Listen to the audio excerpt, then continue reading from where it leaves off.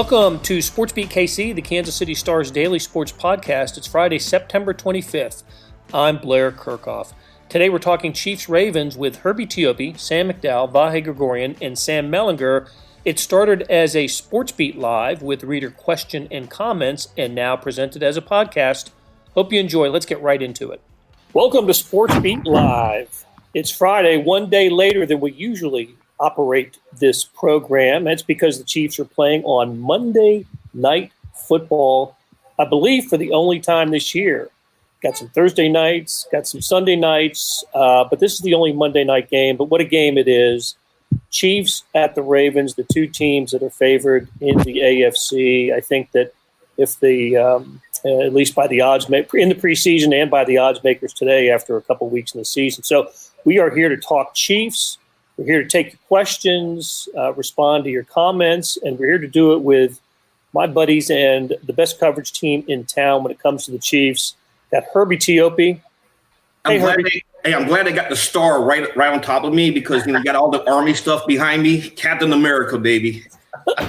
Appropriate that the star is in your block. Vahe Gregorian is here. Hey, Vahe. Hey, Blair. Great to see everybody. That's all I'm going to be saying today because my horoscope said I should keep my thoughts and opinions to myself. Okay, Beth, take Vahe out, and we'll go right to Sam McDowell. Hey, Sam. What's going on, guys? I don't have nearly anything nearly as clever as that to say here. All right, so we're done with Sam. Hey, Melly, how you doing? What's up? That intro is amazing. Isn't that good? Yeah. That's pretty good. That was Neil. Neil put that together, and that's pretty cool. Man. Yeah, absolutely.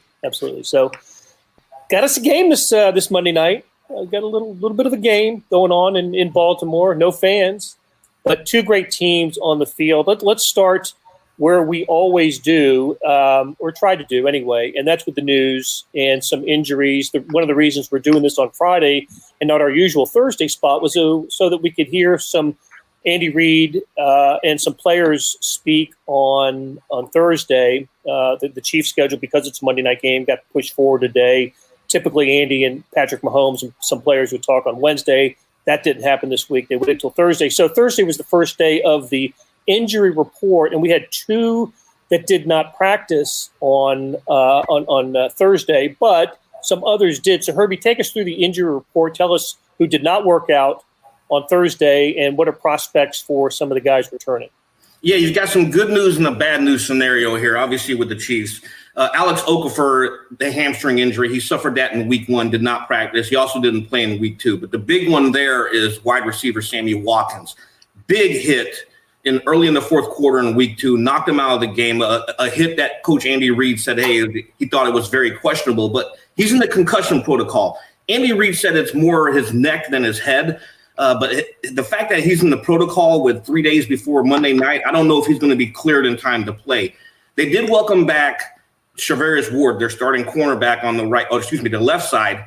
He was observed with a huge mitt on his left hand, but he put in a limited practice. Darrell Williams, the running back, also a limited practice. He did not finish week 2's game. Frank Clark is back to a full practice, so that's big. He left week 2 with an illness. And also another big injury there as far as the cornerback depth is concerned. Antonio Hamilton, who suffered a groin injury in that first half against the Chargers, was able to put in a full practice. So that bodes well for the cornerback position with Hamilton and Ward practicing on Thursday. Okay. And how effective can a cornerback be with a hand that's bandaged? I guess we've seen it before, haven't we? Yeah, we have. And there's a lot of instances around the NFL where cornerbacks, defensive backs have played with a cast or a bandage around their hand. All he needs to do is be able to defend against the pass. It's obviously going to affect maybe how he tackles, but Ward is obviously their best cornerback. And as long as he's able to get on the field, that's going to give the Ravens something to think about. And the news was good with, I guess, good with Sammy Watkins, right? I mean, that it's basically gone from thinking of it as a concussion to maybe just a neck injury, right? Well, the thing is, they're going to err on the side of caution here because he is in the concussion protocol. He's going to have to be cleared by independent doctors before the Chiefs allow him to get back on the practice field. Obviously, we should know more after Friday's practice. But if he's not out there, you have to think they're going to maybe shut him down, save him for week 4. Yeah, and so let's just say he doesn't play on Monday night. That elevates who? Byron Pringle, Marcus Kemp, either one, both. I mean, I don't know how many offensive snaps either one has taken this year, but I don't. The position is so strong anyway. I don't know if if there's a big drop off from Sammy Watkins. I don't believe so either. And here's the thing: McCole Hardman last week had a lot of snaps after coming off week 1 where he hardly saw the field. So they do have depth there. I know Patrick Mahomes on Thursday was asked how comfortable he was throwing to Byron Pringle and Marcus Kemp. And Mahomes actually mentioned the depth of the wide receivers. They've practiced with him. He knows them. Pringle's been in the system. This is his 2nd year. Marcus Kemp has been with the team for a couple of years as well. So I don't think there's going to be that big of a drop-off. Okay, and one more sort of housekeeping point of order here. The return of Mike Pennell.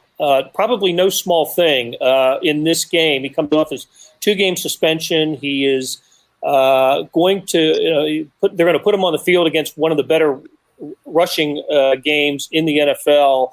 I look, it's got to be rusty, right? But good to have Mike Pennell back. And here's the key thing, and it's also good you are getting Mike Pennell back, because when you consider Colin Saunders is on injured reserve with the elbow injury, the Chiefs gave up 183 yards last week against the Chargers. In last week's meeting in week 3, the Ravens gashed the Chiefs for 203 yards and 4 touchdowns. This was before Mike Pennell. When Pennell arrived in midseason, the Chiefs started clamping down against the run. He's a good run stuffer, so you got to have him in there. Plus, I got this little this email, not little, but an email today from the Ravens. Maybe you guys got it too. Just sort of some notes from the Ravens at the end of the week. And here it reads, since Lamar Jackson became Baltimore's starting quarterback, the Ravens offense has rushed for at least 200 yards in 15 different games. This output triples the NFL's next best figure at 5, which is the Titans. So 15 games, I think it's out of about, 30? I think it's 33 for Lamar Jackson starts. 15 times they've rushed for over 200 yards. And I don't know, if you're looking for ways looking at reasons to find a Ravens advantage here, this would seem to be one of them. Let's just talk about that for a second. Where Baltimore can hurt the Chiefs in this game.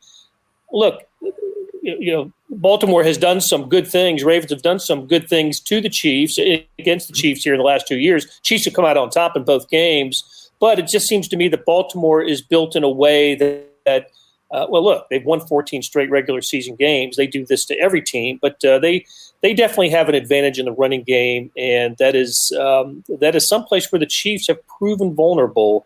Am I not right about that? You can let Melly take this one, because it seems like every week he always tweets out, "There goes that run defense." Take it away, Melly.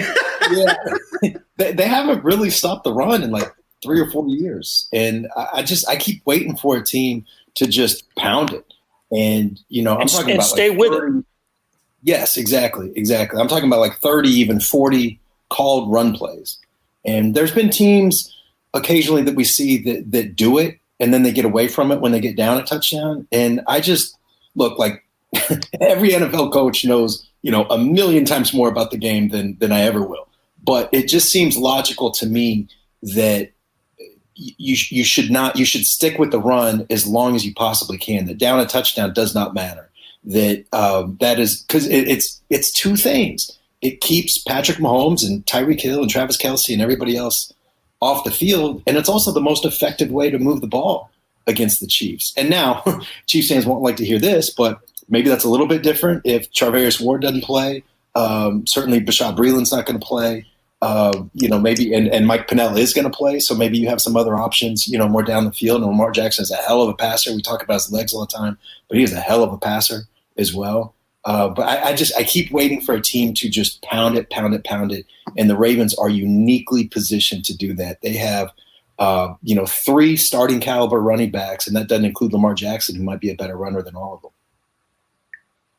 I don't know if this was the last time it happened, but it's one of the more memorable times that it happened was in the 2017 playoff loss to the Titans when the Chiefs were down 21 to, or the Chiefs were up 21-3 at halftime, and Tennessee Look, they got the freaky touchdown pass to himself to Marcus Mariota, but really that game in the second half was defined by Travis Henry and what the Titans did on the ground in the second half of that game. Yeah, and some defensive backs lined up as defensive ends against an overloaded Titans offensive line. That was easy to see. Hey, well, I mean, it bears mention, obviously, the last time, I mean, they've played them since, but the last time the Chiefs lost was really because of the running game, right? I mean, Derrick Henry in Nashville. Yeah. I know, again, they played again since, but I think there is a bit of – look, a book is going to be forming on the Chiefs one way or another, and it turns out it's not just, Andy Reid and his staff and then the rest of the league is the Three Stooges. I mean, they're going to keep working at it, and I think it's going to be interesting to see how it evolves over time. And I thought the Chiefs showed some vulnerabilities with their tackling and stuff just last week. Maybe that gets better as the season goes along a little bit, but they had a lot of chances to stop people in the backfield last week or, just with good angles on hits that you would have thought would bring people down and didn't. That was I'm sorry to jump in, but Terrence, I forgot his last name, the comment that just popped up. I thought that was Terrence Wardell Robinson, one of our great readers here. It's a terrific comment, isn't it? I was going to bring that up. Go ahead.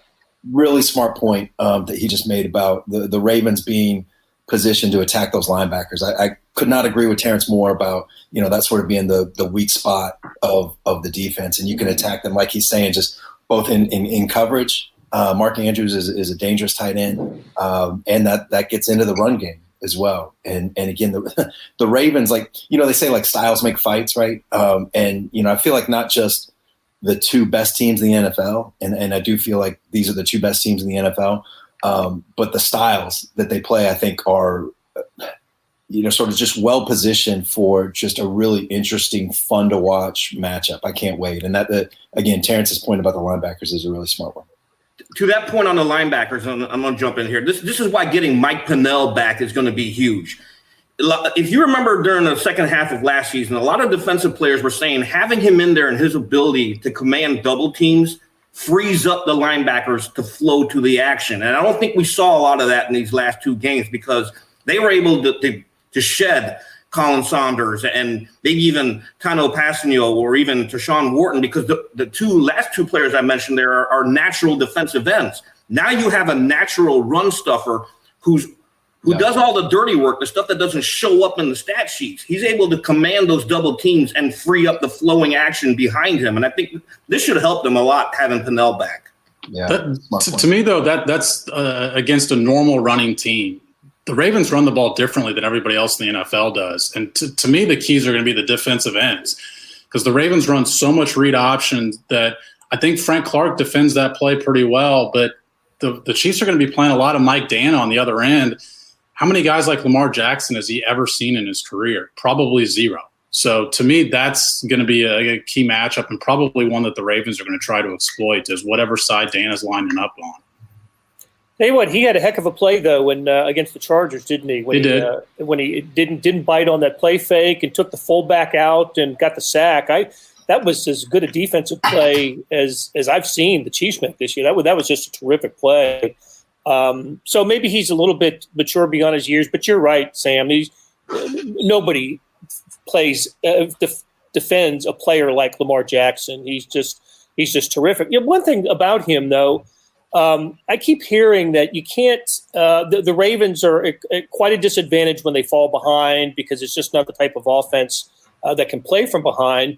I remember the game at Arrowhead 2 years ago, right? It was Jackson's fourth or fifth start. They got behind big. I'm sorry, it was last year's game. Did they get behind by a couple of touchdowns and Jackson brought him back and the Chiefs needed to pick up a critical third down to keep the drive alive and keep the possession. So I think this Ravens offense can do damage from behind, from in front. I just think it's and we certainly have seen in the first two games they've just toyed with the Texans and I forget who they played the opener, Browns. But the Browns, right? So, but okay, so let's talk about where the Chiefs can hurt the Ravens and. A lot of folks are talking about have we seen the Chiefs at their best? Has Andy Reid really opened up his playbook? One thing for sure is that in these last 2 years they have played Baltimore really, really well. Now and they've emerged with victories in both games. I don't know if the Ravens are better this year than they were last year. The Chiefs are better this year. I don't know. The game is at a different venue. That makes a difference. It's going to be played in front of no fans. I think that makes a difference. Could make a difference. But where can the Chiefs hurt the Ravens, and where have they done so in the past? Anybody? Well, I think we've been talking a lot about the injuries that the Chiefs have that are going to make things a little bit more difficult. The Ravens, Tavon Young is a really good cornerback, and he's hurt. He's not going to play, and that screws with their defensive rotation. They've got some guys that they felt like can sort of stop Travis Kelce, which is obviously an important thing. But now those guys need to play on the outside. It just that screws with them, in a very important way that I think the Chiefs can exploit. They also obviously, the Chiefs are going to have, no matter who they're playing, they're going to have an advantage. Sorry, they're going to have an advantage. I'm going to hit mute real quick. I want to chime in and say that Sam's kids talking got my dogs to bark. So we got a great combination going here. What's the most sensible thing we've heard from anybody today? So. Let's just say that we would have needed a different rating on this show. Well, all I know is that there are people in the Kansas City media calling for Mahomes to be benched. At least that's how I understood it on Twitter the other day. Hey, look, I do think this though. Patrick hasn't played his best game. He's been, and it really is interesting. We've seen a couple questions come up about the difference in the line play from game 1 to game 2, and obviously at some level that's just about who they were playing, right? But I do think it always starts up front, and what I don't know now is what really should make of the line at this stage. Well, the Ravens got some guys on the defensive line. So that's going to be a key matchup again. But what makes the Ravens so unique is they bring blitzes in different manners than probably any other team in the NFL does. And Patrick Mahomes said last year he saw a look from the Ravens that he had seen only once on tape before. Now, I do think that's probably where Patrick Mahomes has improved most since he came into the league to now is recognizing things that perhaps he hasn't seen before, some off-script stuff, and maybe that gives him more of an advantage against the Ravens than the average NFL quarterback. But you can bet that the Ravens – John Harbaugh said it. Herbie and I were on the call this week that they do view this game as a big-time game. You don't often hear coaches say, yeah, this game means a little bit more than another game. But he basically said that. He said it's a primetime game. We know these guys are the defending champs. We know we're going to have to beat these guys at some point. So I think we're going to see some unique stuff defensively from the Ravens that even unique to us, but also unique to Patrick Mahomes as well. Here's my biggest takeaway from the two games, and I know there's a lot of concern out there about the Chiefs' offense, but it's a matter of them adjusting to how the defense is playing them. This is 2 straight games where we've seen the defense play 2 safeties back, and they're playing them deep. And that's one thing that we've always heard on these post-game press conferences is, they're taking away the deep ball. Don't be surprised. The NFL is 100% a copycat league, and the Ravens defense has the personnel to do that, obviously. So they're probably looking at how the Chargers were able to slow down this Chiefs offense. So it wouldn't surprise me one bit if they're all playing back. I like the point that Kyle Coffey just made that Mahomes is great against blitzing. Ravens blitz a ton. Chargers had success dropping back and rushing forward. That's exactly right. So the Baltimore does blitz a lot, and then so they play man in the back, and that's why Mahomes has had 2 terrific passing games against the Ravens. 2, I think I figured out 2 of his top 7 in terms of passing yards have been against the Ravens, and I want to say without an interception. I don't have the stats in front of me, but he has picked apart the Ravens secondary. So. This is the ability to get the ball out and find the hot receiver. I do think we're going to see a defense play the Chiefs differently than we did the Texans and the Chargers that try to keep the Chiefs in front of them the entire time. I don't know if that's going to be the case with the Ravens. One thing we do know about the Ravens is they have a certain cornerback that will just absolutely delight in meeting the Chiefs on Monday night, and that's Marcus Peters. And Chiefs have already played against him once, and that was against the Rams in that crazy Monday night game. And Peters had a pick in that game. I wouldn't be surprised if Marcus had a big moment. I don't know if he's going to have a big game, but Sam, can't you see him having a big moment in this game? Oh, for sure. Yeah. I mean, he's obviously like a very emotional player. Not as emotional as he was when he was 22, 23 or whatever, but he thrives on that. He uses it for good. And I think that it's a respectful thing with him. He has a lot of friendships in that locker room with the Chiefs still. He has a lot of respect for, Mahomes, obviously, and Tyreek Hill and those guys. But, there's no question that we were just talking a couple minutes ago about how I think, Herbie, you brought up the point about you don't hear coaches talk often about, this regular season game means a little bit more. Sure as hell know that it means a little bit more to Marcus Peters. There's no doubt about that for sure. Yeah. Well, that was McDowell that brought up that point, but I was the one who asked the question to Harbaugh. Shout out to Darren Smith. Look, the Ravens are going to play like the Ravens play. I think they're a team that makes.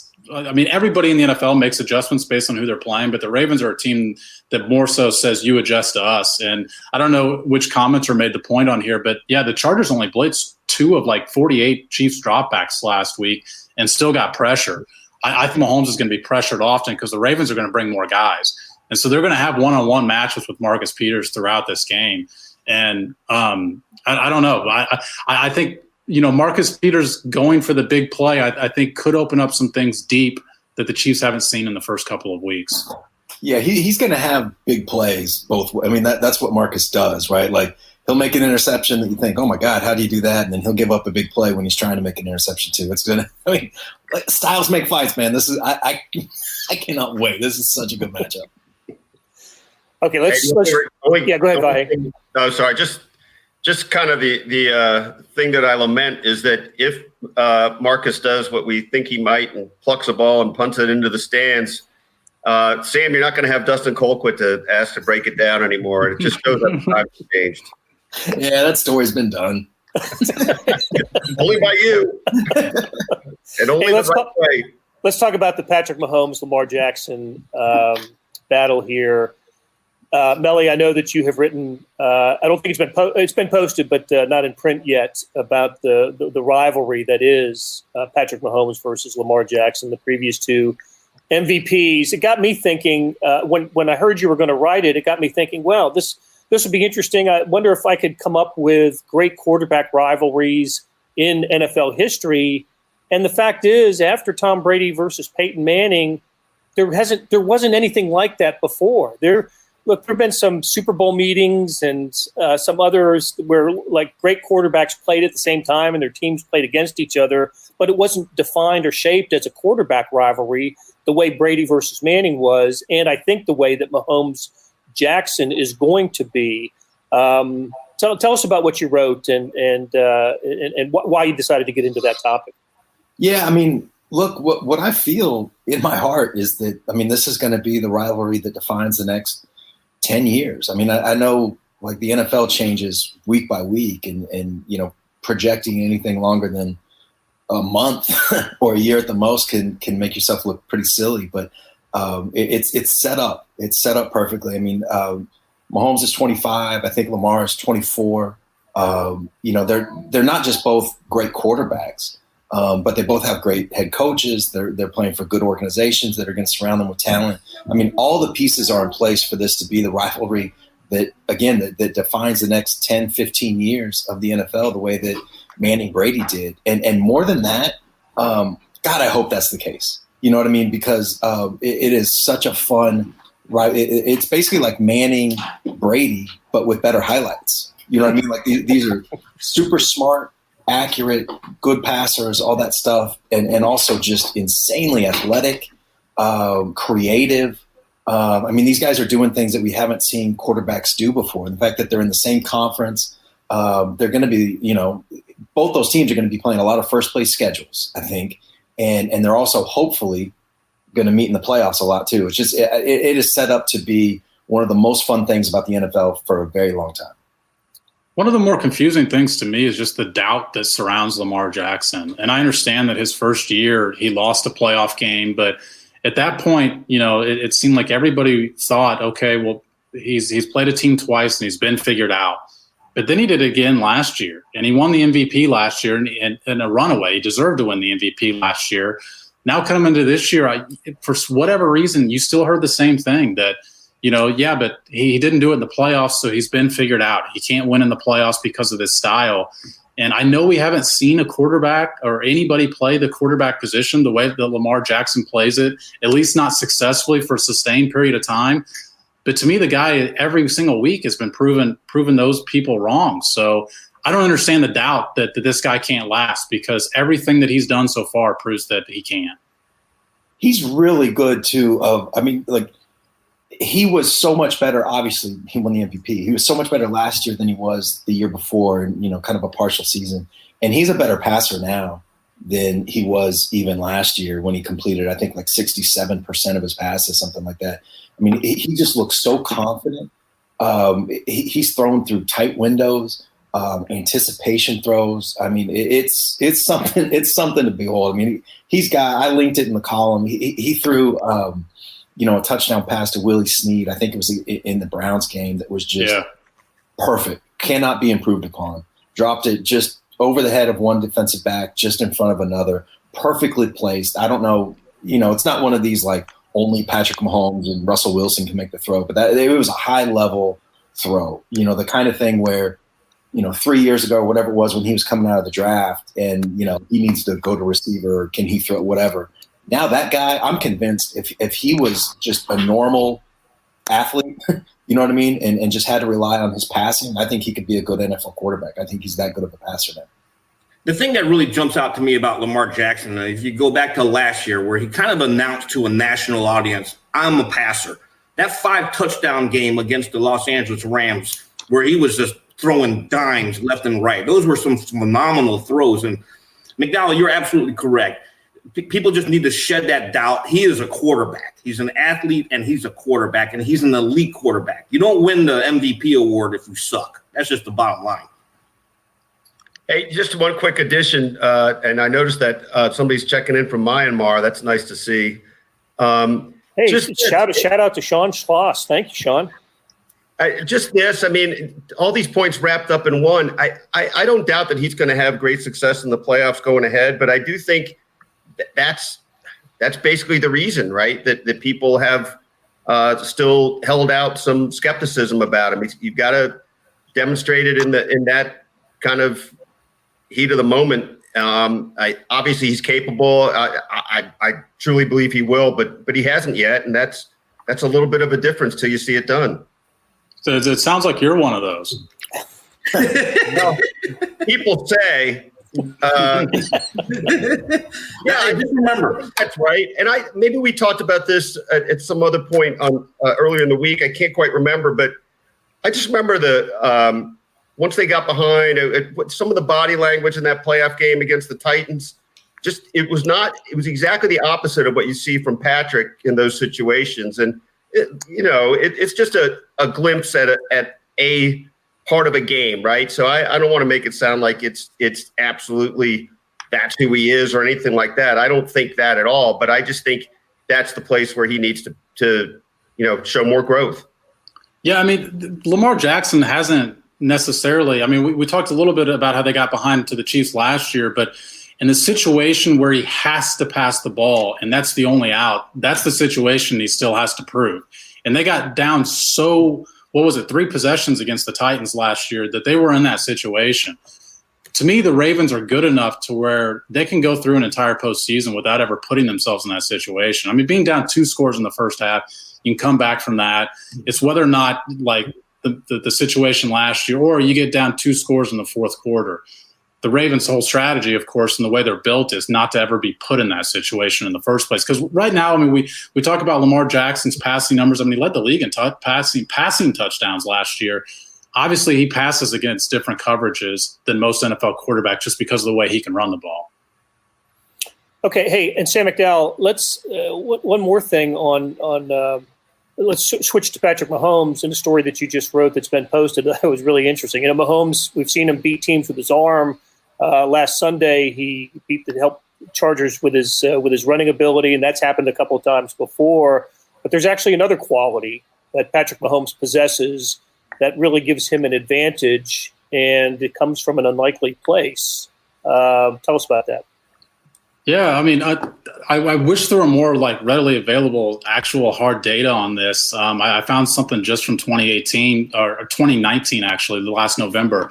But Patrick Mahomes is really good at the hard count, really good at getting free plays. And I think it's going to show up more this year, like you guys, Blair and Vahe, saw last week, because they're playing in empty stadiums. You can hear them more now. It used to be that you could use that hard count at home, but using it on the road was basically an impossibility, especially a week like this week when you're going to play in a Monday night crowd.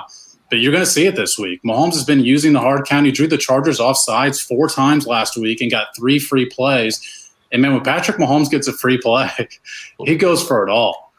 And he did it. He did it a couple times last week. One got intercepted, and it was just funny to me because the Chargers are kind of going nuts, thinking they're up by 8. They got the ball back. They're in Chiefs territory. And there's Patrick Mahomes on the other side of the field just signaling off sides. He knows it immediately. And that's what else has been really, John Harbaugh said that on the call this week too, that a lot of quarterbacks will just take the 5 yards, but Mahomes snaps the ball as soon as he knows he's got the guy and takes the free play. And we've seen referees, especially over the past 2 or 3 years, blow the whistle, blow those plays dead more often because they want to protect the quarterbacks. So not only does he have a skill in drawing the defense off sides, but he also has a skill in ensuring that he's going to get the free play out of it. But it was interesting just writing that story. I talked to his high school coach, and it was a play that they ran throughout their high school, throughout Patrick Mahomes' high school career.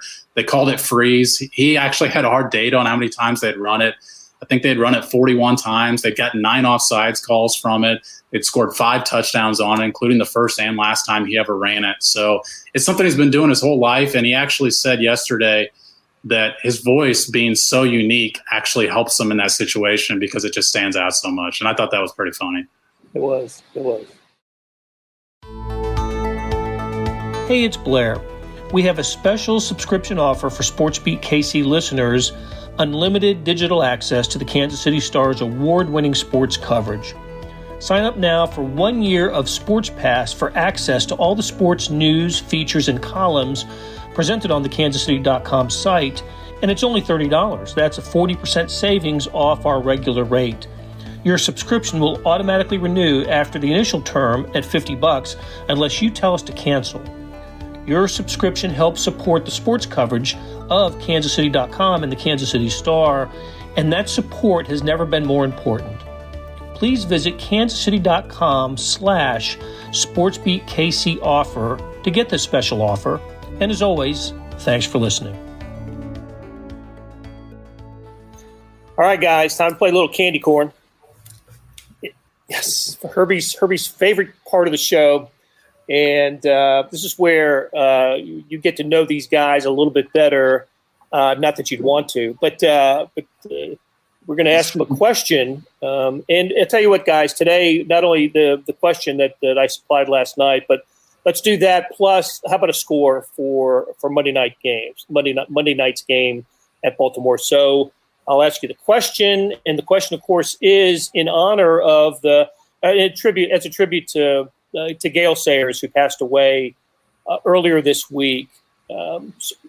Depending on, I guess, your age, your generation, you know him for different reasons, right? If you're a little bit older than me, you knew him you remember him as a great Chicago Bears running back. You remember him as a great running back at University of Kansas.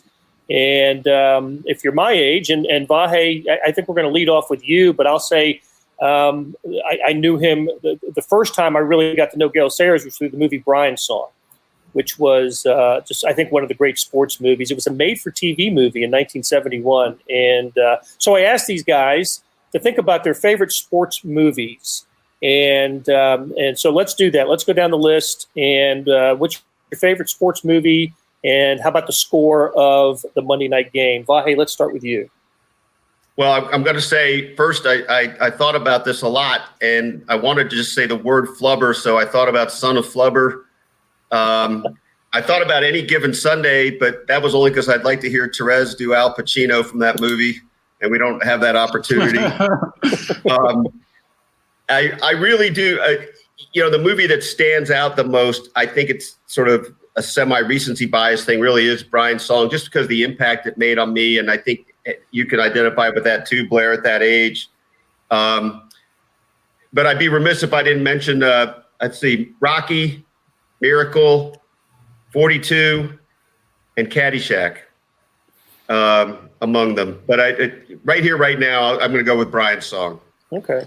Slipping in Caddyshack as a sportsman. I love it. It's good. All right. We'll turn to the youth. Sam McDowell.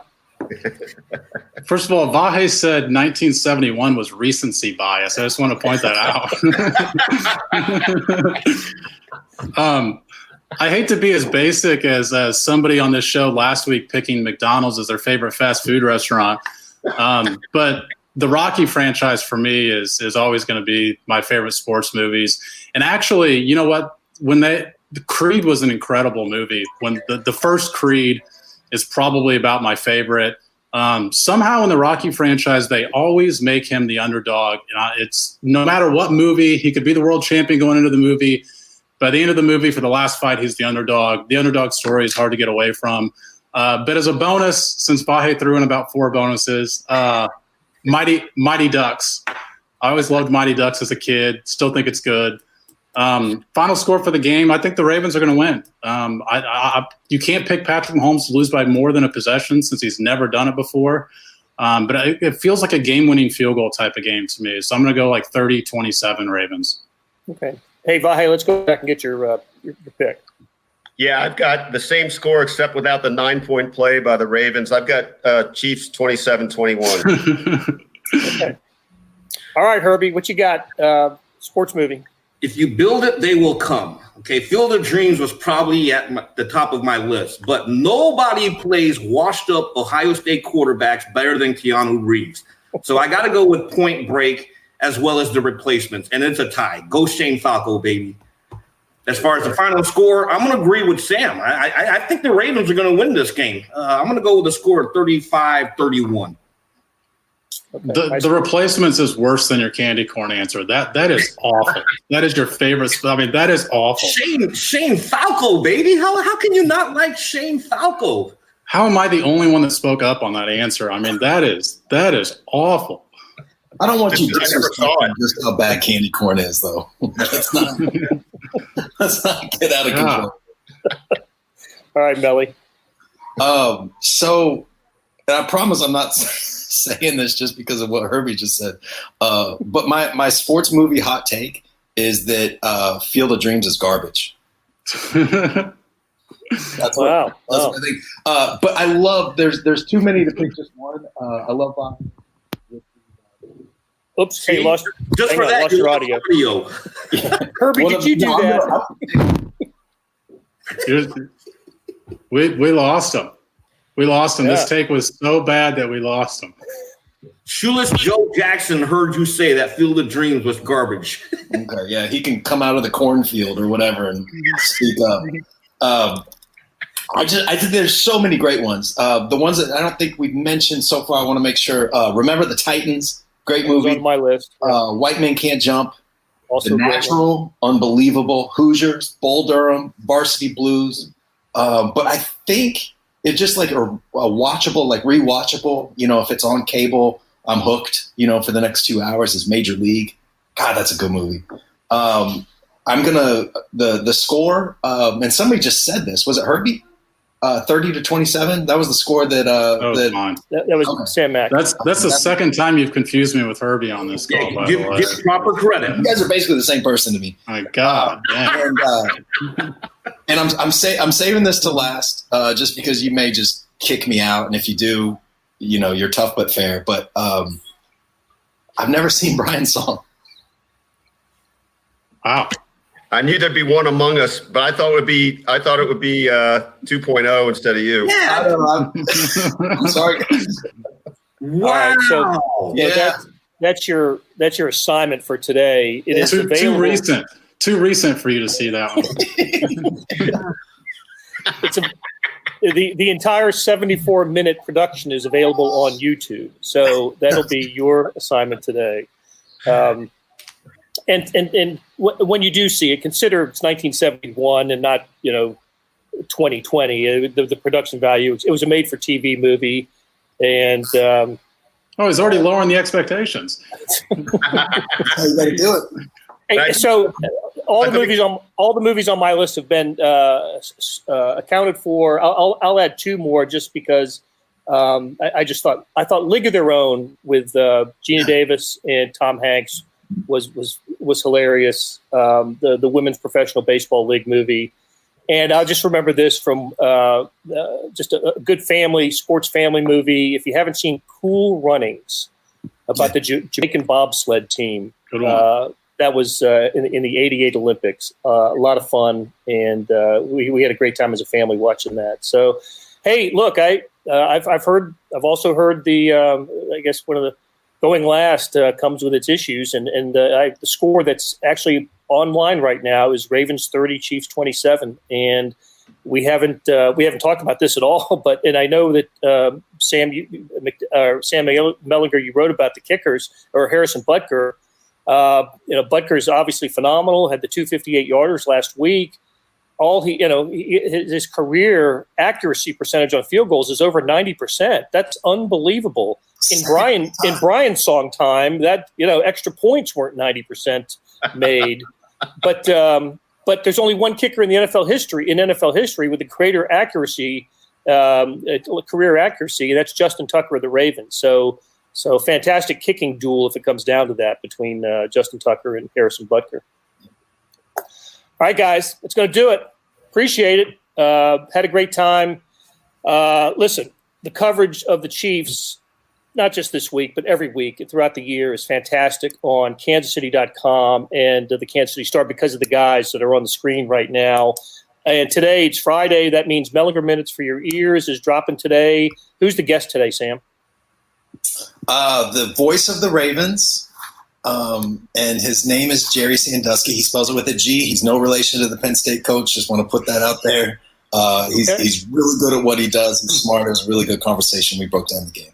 Looking forward to it. So that'll be on kansascity.com today. Make sure you listen to it. And if you want to listen to this conversation again, it'll be presented as a podcast on SportsBeat KC later today. So for Vahe, Sam, and Herbie, and our producer, Beth Welsh, thanks a lot, and we will talk to you again after the game on Monday night.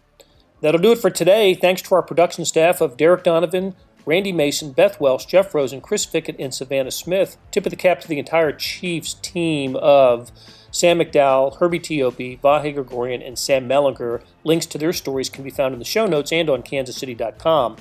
Hey, earlier in the episode, you heard me talk about the Sports Pass offer. It still stands and still a good one, $30 for a year's worth of sports coverage, and that includes Sports Extra that comes with the e-edition. There are 52 additional pages of national sports coverage today. Well, here's an even better offer. Buy the entire Kansas City Star product. Sports, news, features, commentary, analysis, the whole bit. You get all the stories written by my talented colleagues, plus news, sports, and business coverage that comes with the e-edition. That's bonus stuff. The details can be found at account.kansascity.com/subscribe. That's account.kansascity.com/subscribe. And whether it's the Sports Pass or the full subscription, you're getting and supporting the best sports and news coverage in Kansas City and helping us produce programs like SportsBeat KC. Thanks for listening, and we'll be back on Monday with another episode.